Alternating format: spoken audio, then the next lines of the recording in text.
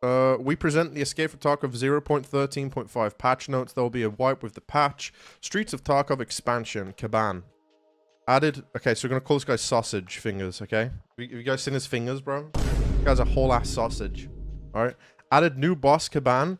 He once had a small legal business in Tarkov, but was not afraid to use criminal methods of money acquisition. After the general evacuation, he remained in the city, and his gang has grown.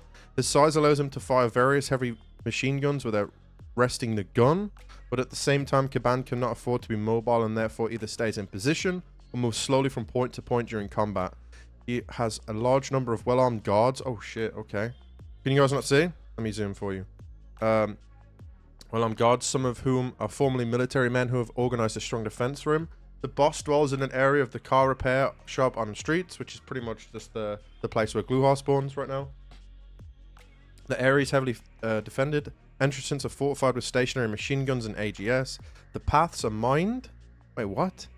And there are snipers on the roof of the car service center. Yo, that's gonna be fucking crazy, boys. What up, Chris Keys? Kaban uses a custom rig to store machine gun boxes, wears body armor under his clothes, and has an unquestionable authority among his guards. Scavs nearby help the boss with defense and will engage in combat for Kaban. Kit presets. Alright, this is big. This is huge, chat. Like, when you die a lot in this game and you have a bad spree of raids, this is what will make the game slightly more enjoyable, because you don't constantly have to keep building guns and shit like that, right? That makes you get burnt out pretty quickly, I feel like. Added the ability to save a gear preset and quickly equip it. The player can name the preset, select the one he wants to equip, see its contents, weight, and compare it to other equipment sets. This is big. The screen of the selected equipment set is divided into 2 tabs. Equipment, which will display all gear slots. Pouches, which will display the contents of the rigs, pockets, backpack, and secure container. Dude, that's good. So you can even organize the secure container from what I can tell. So that's pretty sick. The selected equipment, so like if you got keys for different maps and different like loadouts you like run on specific maps, I assume it's a lot easier to run that, which is pretty cool. The selected equipment set is assembled from matching items in the player's stash. If the player does not have enough items in the stash to assemble the kit, the missing items can be purchased from the merchants and the flea market. After character creation, 15 basic sets of equipment are available to the player. Damn. The player can create up to 50 custom gear sets. Damn! That's lit, bro. 50 custom gear sets, so like M4 loadout. You could literally do everything you need, pretty much. RD, mutant. Pretty good. Random container spawn. Containers will now spawn at random points. The number of spawn points for the containers is increased on all locations. Large wooden crates such as Terror Group crates, large cash registers, and file cabinets will now also spawn at their respective locations. So it mentions large cash registers. So what is this? Like on interchange at the cash registers chat, they actually might spawn good money now. What up, dope? What up, boys? Welcome. Sidearm quick swap. Alright, for me, I'm not really interested in this, but I will read it for the YouTube dudes. When the holstered weapon hotkey is pressed twice, key 1 by default, the character will swap weapons quickly. The action consumes arm stamina, and if it is insufficient, the weapon equipped in hands will tremble. Upon training, weapon mastering, and corresponding with that weapon skill, the amount of arm stamina consumed on quick swapping will decrease, and the speed of action will increase. So I guess that's good for the guys that like to bolt action, snipe, or whatever. Not really my thing, but definitely something, I guess, helps them. Improvements to peaceful behavior of bots. Added routes of looting containers by scavs on streets of Tarkov. Wait, added routes for looting containers by scavs on streets of Tarkov. What does this mean? This means AI will loot?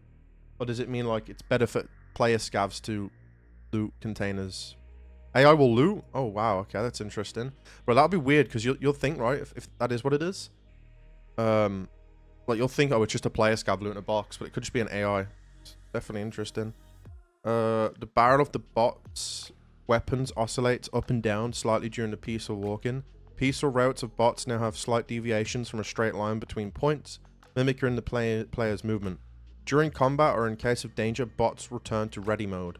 Reduce reloading speed of low difficulty bots. Bots can no longer rotate instantly. Now to rotate by a significant angle while prone, the bot assumes a sit position and continues firing. That's pretty that's pretty tough. Like if you get caught in a bad position, bye-bye. Pretty much is what it means, I think.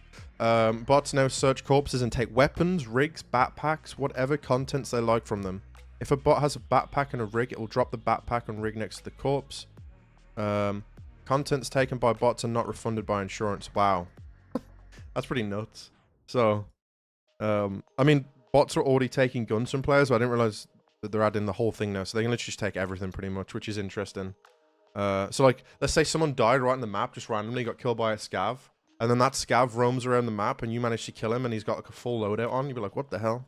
That's pretty cool for those moments. Those moments, I think that's pretty cool. Bots can share an item with a player playing as a scav by calling out to them. Interesting. So you can interact with the AI to get loot. Wait, yeah, to get loot. Improve visibility of bots at dusk. Now it corresponds more correctly to the change of light level. Flashlight still gives the best visibility at this time of day. Corrected spawn time when playing as a scav on all maps. Alright, I don't know what this means, but I hope this means it's delayed to a point where scavs can't get in within like the first minute or two of the raid. If so, that's pretty good. I think like if it was me, I'd like make it so with it like after 10 minutes of a fresh raid, then scavs can join in. Because right now some maps is like 3 minutes or 4 minutes, and then they just ruin it for you. So we'll see how good that is. Bot groups. The AI scav group system has been improved. Now a group of scavs will operate as a team, will spawn at a certain chance. They're going to be better organizing combat and essentially a small gang. That's pretty sick. That is really cool. So it's basically like mini bosses that roam the map. My only concern about this is their difficulty needs to match their loot to kill them. So if they just do this without anything like rewarding, it's kind of going to be an annoyance rather than a convenience, you know? But we'll see on that one. Commands to bots. When playing as a scav, new commands to bots are available to player. The chance that a bot will execute a command depends on its reputation with the fence. All commands have a cooldown. So pretty much what this instantly seems is fence is getting buffed even more. So getting max scav rep is something you definitely want to do. Help. When this command is used, all bots within a certain chance and in significant radius will go to the player and engage in combat. Pretty cool. Spread out. With a certain chance, the bots in reasonable radius will take cover and spread out all over the area. Take cover. With a certain chance, the bot next to the player will take the nearest cover. Quiet. With a certain chance, the bots in a reasonable radius will stop talking and start listening. Okay, that's pretty cool. Because, yeah, I like that. That's pretty cool. I don't really play scavs, but this is a pretty big buff to fucking scav running, man. It's actually crazy. Stop. With a certain chance, the bot next to the player will stop for a short time, look at the player, and then continue moving. Now follow the command. When playing as a scav can be given not only with a gesture, but also with a phrase, follow me. Okay, so literally, man, just scav runnings become even more OP. But I think it's a good thing to do for people that don't have much time to play the game, because it makes it a little bit easier for them. Definitely annoying for the people that like playing their PMCs, though, that's for sure. Quality of life. The user interface of trade, quests, and Ragman service screens have been redesigned. Good. The player can now quickly equip or replace an item with any available items in the stash via a drop-down menu by clicking on character slot. The FPS meter no longer overlaps the raid timer. Double-clicking on consumables automatically uses them. In terms of functionality, double-clicking similar to use option in the context menu. This is massive. It's pretty much all it is if you were ever to like eat juice, you just right-click it and then press use. Now you can just double-click any item to consume it, which I think is really nice. So stimulants will be a lot easier to use. Food will be a lot easier to use. I assume like unpacking ammo and stuff like that from boxes will be easier too. That's a really nice quality of life that I think will save a lot of people time. You can now turn on tactical device or helmet mounted lights by pressing the H key. So now there's a bind for it, finally. Not really something that I care too much about, but I guess it's cool for the guys that like that stuff. You can switch the modes of tactical devices by compressing Control H combination. The list of available mods to the obscure helmet rails as well as the 6B47 helmet have been expanded. When holding the 4 to 0 hotkeys when using a first aid kit or other med supplies, a drop-down list of body parts to treat will now appear. When using a first aid kit, the list of all characters' wounds. When using other medical items, only the body parts that can be healed with the item are shown. To activate it, you need to set a hotkey mode to release. So, with the way I play the game, I've already kind of min-maxed the animation cancelling and stuff with healing my character. And I never really like press 4 to use a grizzly and then let it just automatically heal. Most of the time, I'll just drag the med to the spot that needs to heal, like the thorax, for example, or the head. But this makes it so it's a little bit easier to do that without going into inventory. So that's pretty cool. Not everyone likes to do all the animation canceling stuff. And going into your inventory a million times per raid can get tedious, so this is basically another way around to do that, which is nice. Added new images to loading screens. I guess better than nothing, right? Just look at something different after like the 3 years that we played the game. What up, boys? Welcome, man. Gun stand. A new modular weapon stand has been added to the hideout. The stand has 3 levels of pumping. Each level can hold a certain number of weapons. Level 1 is 108 cells, so pretty much works the same way as a stash does. So you'd need like, you know, two rows and then like, I don't know, 5 across to have like an M4, I guess. So that's your storage. Level 2, 132. Level 3, 182. Only weapons with all critical components can be placed on shelves of the weapon stand. So I assume you can physically see your builds too in the stash, which is really cool. I remember a year or 2 ago, I remember suggesting something like this as well on one of the podcasts, which I thought was a good idea. I don't know if that had any correlation, but definitely a cool thing to see. I definitely like that idea. A quick sale of Scavs gear. A sell equipment button has been added to Scavs gear transfer screen. The player can sell all equipment he has after extracting as a scav, including currency that Fence does not normally buy. What up, boys? Welcome, man. So for me, this is pretty good because whenever I do a scav run in this game, most of the time I've got rubles, so I don't really care too much about min-maxing. So if there's some stuff like that's like 6,000 rubles, I'll just leave it and let it get deleted.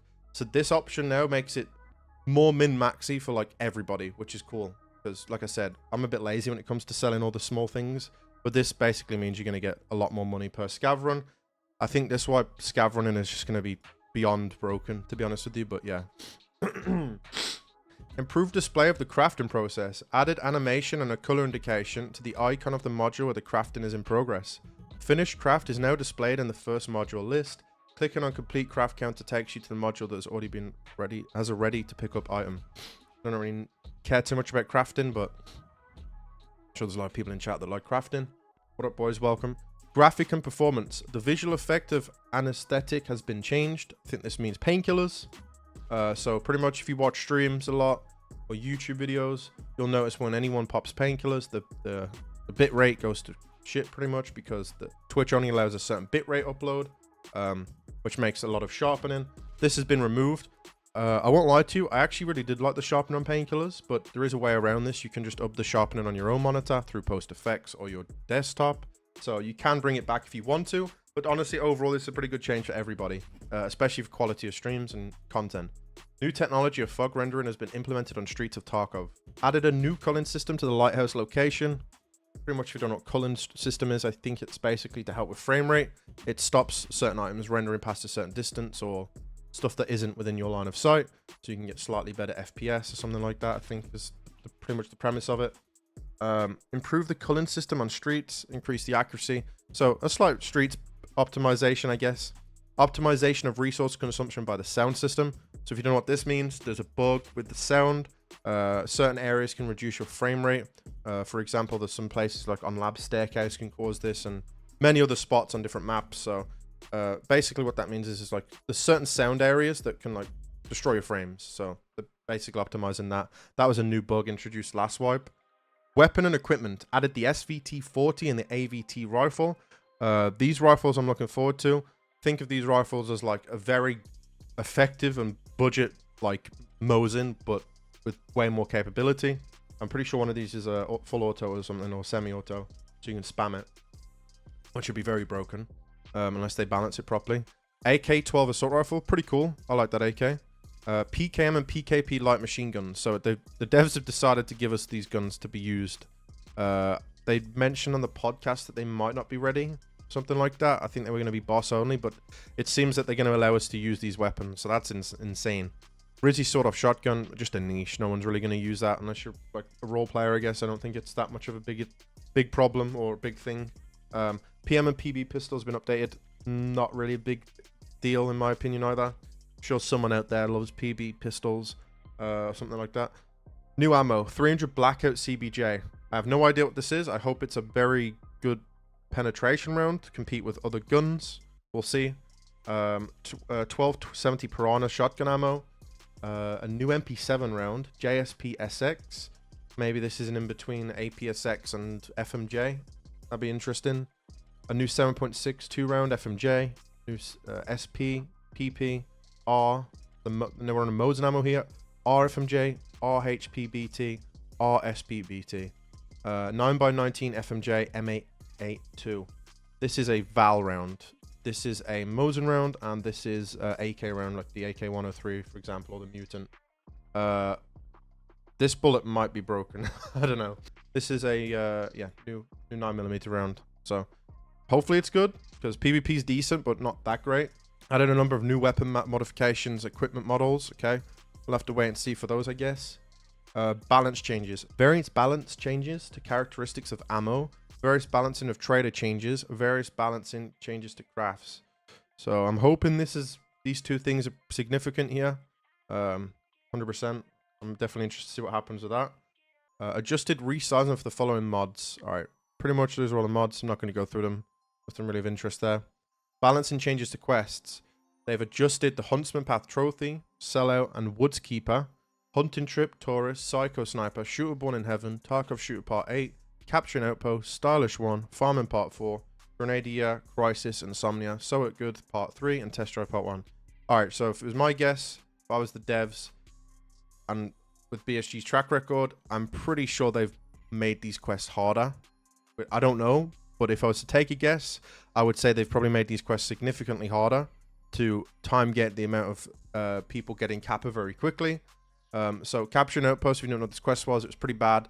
You had to get this quest done for Kappa Container, and it pretty much consisted of you getting 15 kills on 3 different maps each. So Customs Fort, Shoreline Pier, which was the hardest one, and then it was Woods. What was the other one, boys? Was it Woods somewhere?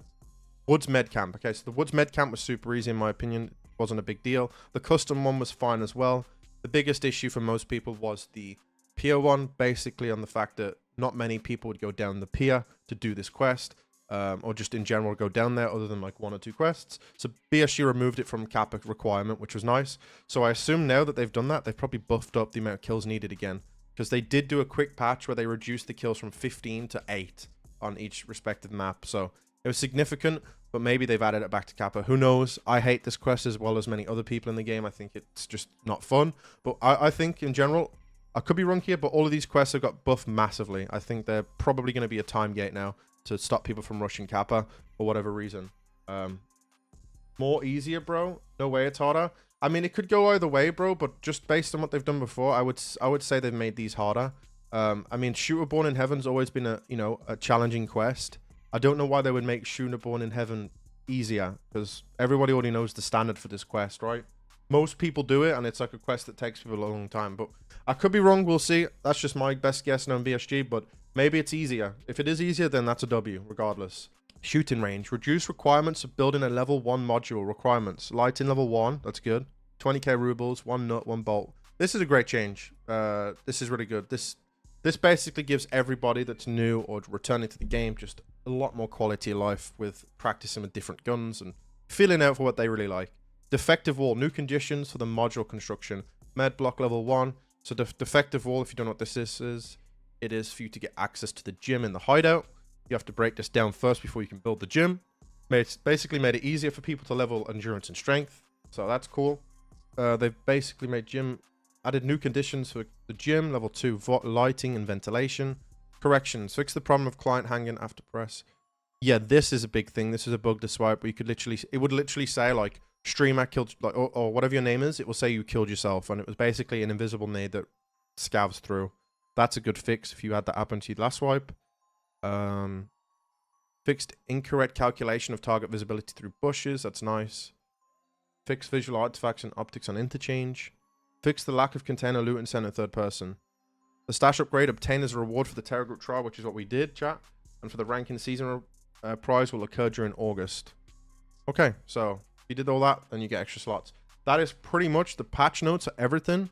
I know it doesn't really seem... It doesn't really seem like a significant, like, big update, but I don't think content is what will make the swipe good or not. I think it's stability, bug fixes, the problem solving that devs are able to do in a short period of time if they have any, and the fact that the wipe's only going to be like 4 months. And I heard a rumor there's going to be ratings returning for this wipe, so that's cool.